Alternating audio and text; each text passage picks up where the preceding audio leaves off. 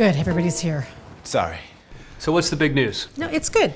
New Mexico wants us to evaluate their teen pregnancy prevention programs. Oh. That sounds awesome. Yeah, and important to their target population. So do we know if they have a single unified state program, or are they overseeing multiple county programs? I don't have the specifics yet, but I suspect, like most states, there's a whole mixed bag of programs from the local level on up. You mean like sex education programs, nonprofit clinics, pregnancy hotlines, things like that? I would think so. Well, do we at least know how comprehensive a picture they're looking for? Do they want a broad overview or really get into details? They're serious about it, so I'm going to say details. Apparently, New Mexico has the highest rate of teen pregnancy in the country. So they're looking for a study that's going to provide them with a framework for a real solution. I like this. We could be building an instrument that could be used nationwide for any state looking to improve their programs. Exactly. So we need to brainstorm a few ideas for our initial proposal. You mean which method design we should use? Yes. Off the top of my head, I'm thinking it sounds like a mixed method design. It's probably the best way to handle this.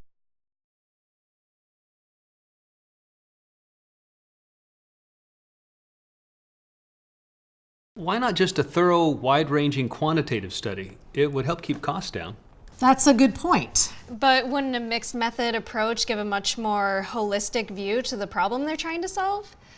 Something as complex as teen pregnancy is hard to analyze using just purely stats. I think that we'd better serve the study by broadening the scope of data we're collecting. Another good point. I think Alyssa and Jonathan might be right on this. We have to consider philosophical framework of our methodology.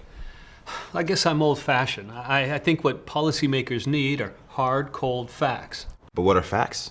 Information or how we frame information? Is there truth with a capital T or just the way we perceive truth?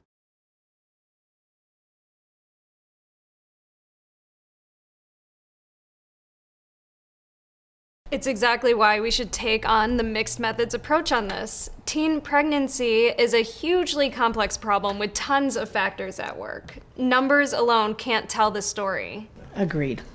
What type of research design is best for this? That depends. What kind of resources do we have? We can't really afford to staff more than what we have in the room right now. But the time constraints aren't that strict, so as long as we're thorough, they'll give us the time we need. Okay, that helps, so we won't be forced into convergent design.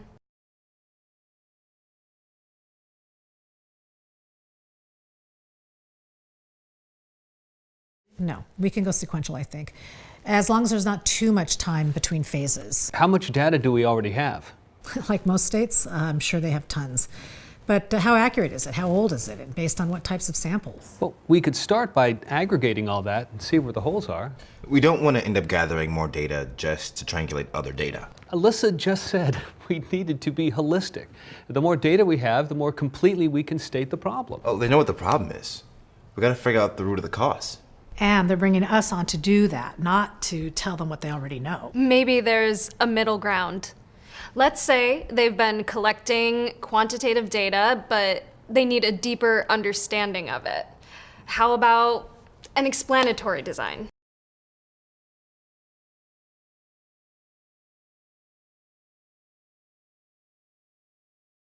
That makes sense. So we could look at what they have, then lay out the parameters for a new quantitative study statewide to give them an up-to-date picture. Right, then once we analyze that, go into phase 2 that focuses on particular demographics with targeted interviews. Phase 1 helps us figure out who we should talk to and what we should be talking about. And to what extent are subgroups and subcultures going to factor into this? My guess is we're going to see a higher prevalence of teen pregnancy in underserved communities. And if that's the case, the quantitative phase will help us understand why.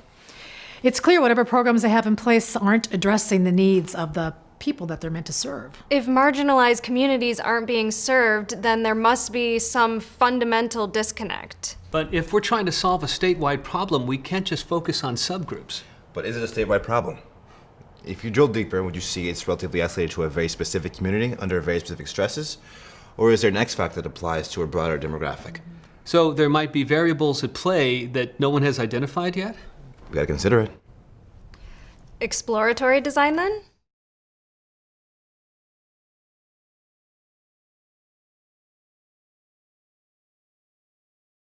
Maybe a better way to get into this. Everyone agrees it's a very complex problem. If states are going to pour resources into this, they need to know who they're targeting. Okay, so if we go in with the exploratory design, our process would be just the reverse. We'd want to come up with some potential sample sets to discover what factors have not yet been considered, then design a quantitative strand to follow up and learn more.